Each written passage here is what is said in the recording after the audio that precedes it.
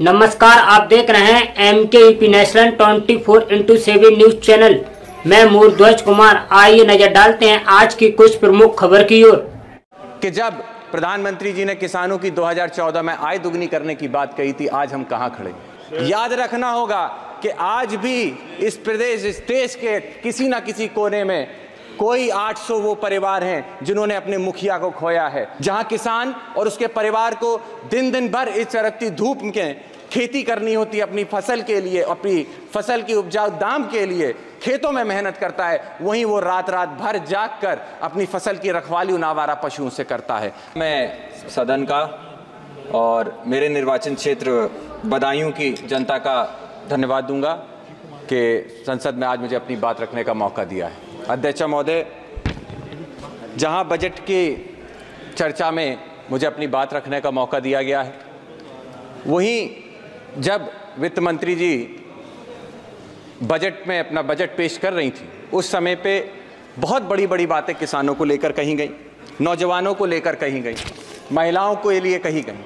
लेकिन सच्चाई तो ये है कि जहां हमारा देश कृषि प्रधान देश है, 60% से ज़्यादा आबादी किसानी में आज है, वहीं जब सरकार किसानों की बात करती है तो हम सभी को और किसानों को भी याद आता है कि जब प्रधानमंत्री जी ने किसानों की 2014 में आय दुगनी करने की बात कही थी, आज हम कहां खड़े।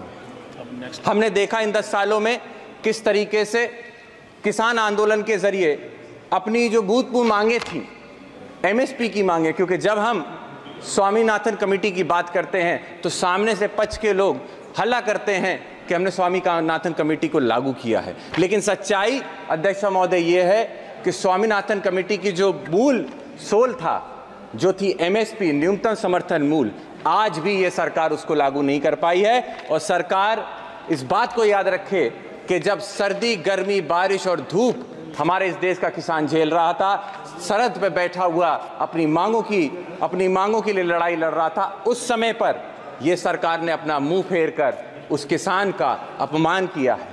हमें याद रखना होगा कि 700 से ज़्यादा किसानों ने जब अपनी जान का बलिदान दिया, उस समय पे ये मौजूदा सरकार ने उनके बलिदान को पहचानने से भी इनकार कर दिया था। याद रखना होगा कि आज भी इस देश के किसी न किसी कोने में कोई 800 वो परिवार हैं जिन्होंने अपने मुखिया को खोया है। उन बच्चों के बारे में सोचिए जिस किसान के बच्चों को पढ़ाने के लिए, शिक्षा के लिए वो मजदूरी करता था, खेत में अपनी मेहनत मजदूरी करता था। आज उस परिवार का भविष्य क्या है। मैं आपके माध्यम से अध्यक्ष महोदय पूछना चाहता हूं कि मेरे निर्वाचन क्षेत्र में बदायूं जिस क्षेत्र से आता हूं, वहां पे आज के समय पे सिंचाई को लेकर बहुत बड़ी समस्या है। जहां बदायूं के पास 2 नदियां बहती हैं, लेकिन उसके बाद भी उन नदियों से सिंचाई के लिए कोई भी कनेक्टिविटी नहीं है। मैं आपके माध्यम से सरकार से अनुरोध करना चाहता हूं कि आने वाले समय में उन किसानों के लिए सिंचाई के लिए क्या हम लोगों ने प्रावधान किए हैं। अध्यक्षता महोदय, मैं आपके माध्यम से सरकार को बताना चाहता हूं कि इस समय मेरे लोकसभा क्षेत्र के अंदर सारे किसान ट्यूबवेल के ऊपर निर्भर हैं, और इस समय पे बिजली की ये स्थिति है कि गांव के अंदर 10-10, 15-15 दिन तक हम बिजली नहीं आपूर्ति दे पा रहे हैं। सरकार की तरफ से जिस समय पे एक सर्वे किया गया था, उन्हीं के अधिकारियों ने बताया कि जहां पर 56 सब स्टेशन हैं हमारे यहाँ बिजली के, वहीं कम से कम 33 सब स्टेशन और होने चाहिए।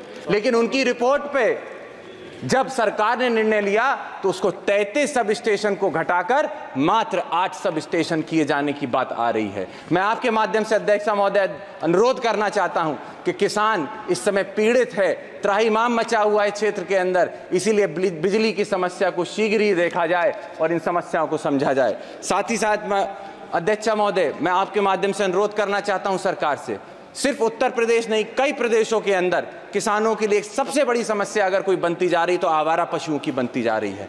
जहां किसान और उसके परिवार को दिन भर इस चरकती धूप में खेती करनी होती है अपनी फसल के लिए, अपनी फसल की उपजाऊ दाम के लिए खेतों में मेहनत करता है, वहीं वो रात भर जाग कर अपनी फसल की रखवाली उन आवारा पशुओं से करता है। वही आवारा पशु जब रात में खेत से खेत चर जाते हैं तो किसान का नुकसान होता है, और वही आवारा पशु जब सड़क पे जाता है तो किसी ना किसी नौजवान की या महिला की जान लेने का काम करता है। अध्यक्ष महोदय, मैं आपके माध्यम से अनुरोध करूंगा सरकार से कि जहां आप किसानों की बात करती हैं, मैडम मेरी फर्स्ट टाइम स्पीच है, बस 2 मिनट और दे दो। 2 मिनट बस मैं आपके माध्यम से अनुरोध करना चाहता हूं अध्यक्ष महोदय कि जहां किसानों की बात की जाती है वही किसान सम्मान निधि को देखकर सरकार अपनी पीठ थपथपाती है। मैं आपको बताना चाहूंगा कि आंकड़े कहते हैं कि रूरल सेक्टर के अंदर जहां पे खरीद की क्षमता घटती जा रही है, निश्चित तौर पे हमें समझना होगा कि किसान सम्मान निधि किसी काम की नहीं है।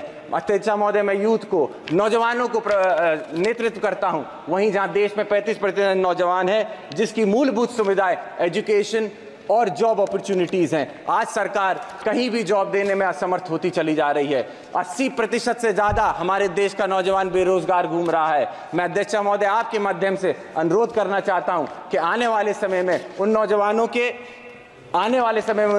के रोजगार के लिए कुछ ना कुछ ये सरकार करने का काम करे। साथ ही में मैं आपसे अनुरोध करना चाहता हूं कि मुझ जैसे नौजवान, कई सारे नौजवान हैं जो यूनिवर्सिटियों से छात्र राजनीति से आगे बढ़ के इन सदनों का नेतृत्व करते हैं, वहीं आज उत्तर प्रदेश के अंदर छात्र राजनीति को खत्म करके कहीं ना कहीं नौजवानों को आगे आने से रोका जा रहा है।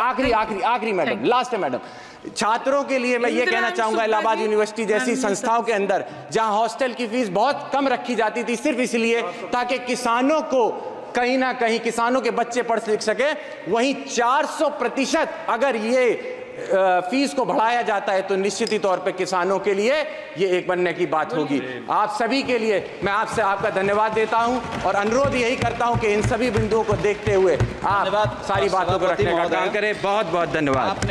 यूट्यूब पर लाइव खबरें देखने के लिए MKUP national 24x7 news channel को सब्सक्राइब करें और ज्यादा से ज्यादा शेयर करें। फिर मिलते हैं ऐसी अन्य बड़ी खबरों के साथ। देखते रहिए MKUP national 24x7 news channel.